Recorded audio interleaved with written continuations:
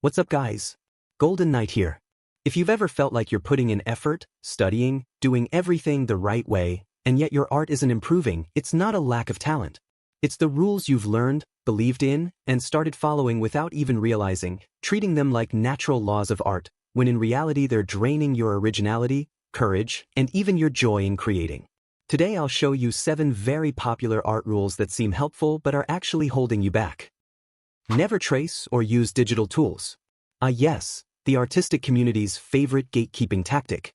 Tracing is cheating. Using symmetry is a crutch. If you use transform tools, it's not real art. Traditional artists are better because they do everything by hand. This mindset comes from a place of deep insecurity and only serves to harm other artists. It needs to stop. Because here's the truth. Tools are just tools. None of them make you more or less of an artist. What matters is the final result and the creative decisions you made to get there, not how unnecessarily difficult you made the process. Let's start with tracing, the most controversial. Yes, if you're just learning and can only create art by tracing photos without understanding what you're doing, that's a problem. You're not developing fundamental skills. However, professional artists use tracing as a tool all the time. Rotoscoping is a legitimate animation technique used by studios since Disney. Illustrators trace their own sketches to make clean line art. Concept artists trace over 3D models to speed up the process. The difference is tracing without understanding versus tracing as part of an informed process. If you can draw without tracing but choose to trace for efficiency in certain situations, that's not cheating. In fact, the very idea of cheating implies there's some rule book, and there isn't. Digital tools take this further. Character design symmetry. Perspective grids. Liquify for quick adjustments. Textured brushes simulating years of traditional mastery. Feel free to use all of it. It's okay. An architect isn't less of an architect because they use AutoCAD instead of hand-drawing blueprints. A musician isn't less of a musician because they use recording software instead of playing only live. So why should digital artists be held to a ridiculous standard where using tools makes them inferior? The truth is, digital art isn't easier than traditional, it's different. You trade certain challenges for others.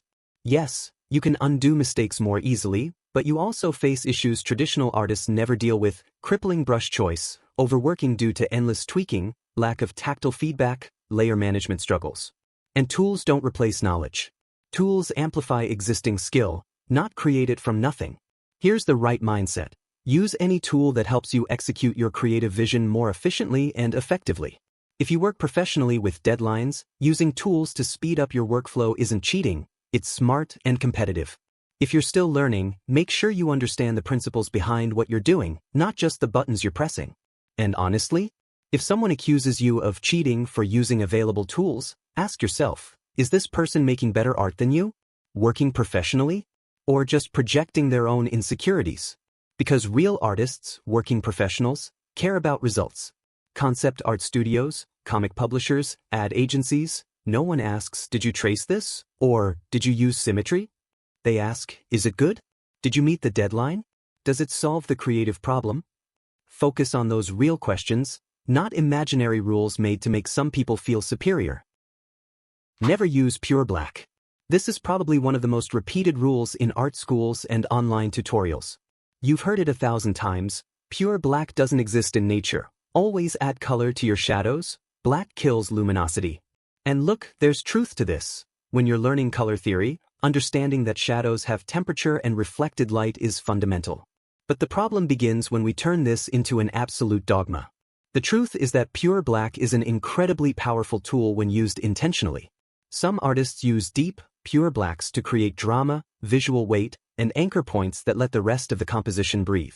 A strategic pure black creates contrast that makes surrounding colors feel more vibrant, not less. It's about visual hierarchy. Your eye needs places to rest and anchor values to process a complex image. Also, entire artistic styles are built on bold black use. Some iconic comic book styles wouldn't work without deliberate solid blacks. In line art, silhouettes, or graphic design applied to illustration, pure black isn't just acceptable, it's essential. It creates legibility, clearly defines shapes, and adds a graphic quality you can't get when everything is diluted with color. The real mistake isn't using pure black, it's using any color without intention. Ask yourself, why am I using black here? What does it do for my composition? If your answer is, I didn't think about it, or it's just easier, then yes, exploring color alternatives might be better. But if your answer is, I need strong contrast here, or I want this graphic silhouette, then use black confidently.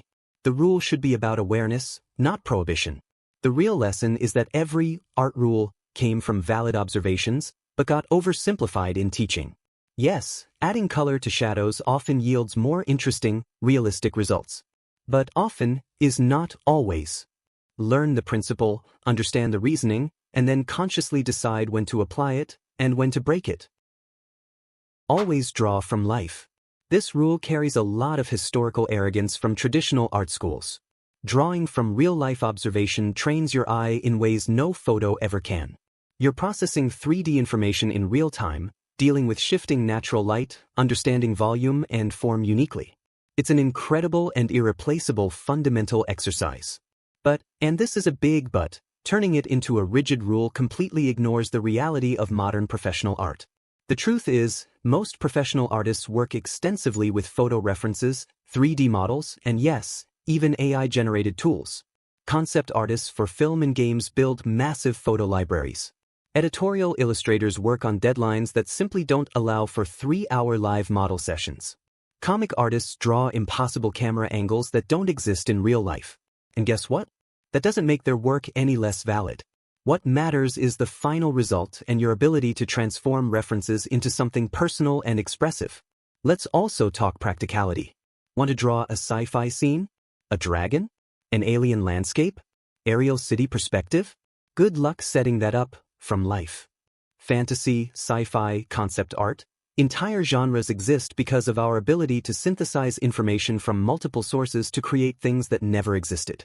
This requires understanding fundamentals, yes, but applying them imaginatively.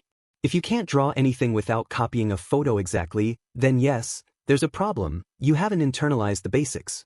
But if you use photos to check anatomy, understand how fabric falls, or capture a specific expression and then reinterpret it in your style, that's being professional and efficient. The golden rule is, you should be able to draw without reference if needed, but that doesn't mean you always should. Let's also discuss accessibility. Not everyone has access to live models, studio objects, or even the mobility to go do urban sketching. Saying those are the only legit ways to learn art is elitist and exclusionary. We live in an era where you can access millions of reference images for free, study anatomy with editable 3D models, and learn from artists worldwide. Use these tools guilt-free. What matters is learning fundamental principles and developing your artistic eye, not the specific method used to get there. Practice every day, or you're not a real artist. This rule has caused more artistic burnout than anything else on this list. Draw every day. If you skip a day, you've failed. Real artists are obsessed and never stop working. You see this everywhere. And look, the intention behind it usually isn't malicious. Our community is generally kind. Regular practice really is important for skill development. But the way this message is delivered creates a toxic relationship with art where consistency is valued above all, including your mental health, creativity, and love for making art. The truth is, some of your greatest periods of artistic growth will come after taking breaks. Your brain needs time to process and consolidate information. When you draw obsessively every day without rest, you're often just repeating the same mistakes on autopilot. But when you take a week off, come back, and suddenly that hard pose clicks. That's no coincidence. Your subconscious kept working while you rested. Also, let's talk sustainability and life reality. You have work, school, family, responsibilities, mental health. Some days you're exhausted. Some days you're sick. Some days life just happens. If your identity as a real artist depends on an unbroken daily streak, you're building a system that will collapse the moment life throws you a curveball. And when it breaks, guilt and shame make it even harder to come back. Plus, quality matters more than quantity. 3 hours of focused, intentional study once or twice a week often leads to more growth than 20 rushed minutes of aimless doodling just to keep the streak alive. If you have limited energy, and we all do, it's better to invest in fewer, deeper sessions where you're really engaged and learning than to force daily practice that becomes mechanical and meaningless. Here's a healthier perspective. Focus on long-term consistency, not perfect streaks. Think in months and years, not days. If you draw 4 to 5 times a week most weeks, you're doing great. If you have a bad month and only draw 3 times, That doesn't erase all your past progress. You don't reset to zero. Life happens, and professional artists deal with the same ups and downs as everyone. What matters is coming back. And crucially, if art has become something you avoid because it's now a stressful obligation instead of something you love, take an intentional break. Let yourself miss drawing. That desire to return is far more valuable than guilt-based discipline. You need to have a defined style. At some point, every artist hears they need to find their style. It sounds nice, professional, almost like a rite of passage. The problem starts when this idea becomes a prison. You create something different and immediately wonder if it fits your style. You try a new technique but hesitate, afraid of confusing your followers. Gradually, you stop exploring to maintain a stable identity. But style isn't something you choose and freeze. Style is a consequence. It's the result of everything you consume as reference, how you see and interpret the world, what you enjoy doing. When you try to define it too early, you cut off paths before you've even walked them. It's like deciding who you'll be for the rest of your life at 15 and never changing your mind again. Many artists get stuck repeating themselves because they confuse consistency with growth. They make variations of the same piece, afraid to lose recognition, while actually losing something more important, curiosity. The truth is, your style today is probably just where you stopped experimenting. And while you cling to it, there's a part of you wanting to explore something new, silenced by fear. You need to feel inspired to create. This rule is one of the most deceptive, because it sounds respectful of the creative process. The idea of waiting for the right inspiration, the right moment, the right feeling. You tell yourself you don't want to force it, you want to make something authentic. But without realizing it, you're giving away control of your art to something unstable, rare, and unpredictable. And when inspiration doesn't come, you simply don't create. The problem is, inspiration isn't the starting point, it's a result. It shows up midway, not before. But when you believe you need to feel inspired to begin, you turn creating into something too special. Almost mystical. And the more special it feels, the harder it becomes to access it in everyday life. In practice, this makes you produce less than you could. You wait for that strong spark, that magical urge, and ignore the neutral, tired, boring days. But those are the very days that build the foundation of your work. Creating without inspiration means creating even without the guarantee of emotional reward. Many artists confuse the resistance to start drawing with lack of inspiration. That heavy feeling, laziness, doubt, that's not a reason not to draw. If you give in too often, it becomes a habit. And the more you wait for the perfect inspiration, the rarer it becomes. When you start creating even when you don't feel like it, inspiration often shows up mid-process. The idea emerges while you work. Action generates motivation. Energy follows movement, not the other way around. You just have to beat the inertia. Copying other artists is theft. This rule comes from a fundamental misunderstanding of how artistic learning works and a confusion between copying to learn and plagiarizing for profit.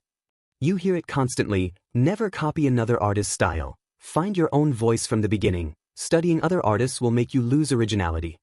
This mindset isn't just historically inaccurate. It deprives you of one of the most powerful learning tools available. Literally every great artist in history learned by copying the masters before them. It's not just acceptable, it's essential. Let's look at history. During the Renaissance, apprentice artists spent years literally copying their masters' works before they were allowed to contribute to original pieces. In Japan, manga artists traditionally start as assistants copying the style of established mangaka for years. This didn't produce unoriginal clones. It produced some of the most distinct and innovative artists in history. Because copying consciously is how you internalize techniques, decisions, and sensitivities that then merge into your unique voice. Here's how copying works as a learning tool. When you try to recreate a piece from an artist you admire, you're forced to reverse engineer their decisions. How did they get this result? Why does this color palette work so well? How did they simplify the anatomy? You can't answer those by passively looking. You need to try replicating to understand. And in doing so, you absorb not just surface-level techniques, but design philosophy and decision-making. Eventually, after studying multiple artists this way, you develop a unique mix of influences that becomes your personal style. The crucial difference is intent and transparency. Copying to study is completely ethical and valuable. Copying to publish as your own original work is plagiarism and unacceptable. The point isn't never copy, It's be honest about your influences and don't plagiarize for profit. There's a huge difference between those ideas. And remember, pure originality is a myth. Every artist is a product of their influences. Copying one person is plagiarism. Copying 10 is research. Copying 100? That's originality. If this video helped you in any way, don't forget to leave a like, subscribe to the channel, and turn on the notification bell so you don't miss the next ones. Thanks so much for watching all the way through. Don't forget to take a look at the description. There are several important links there that can help you even more.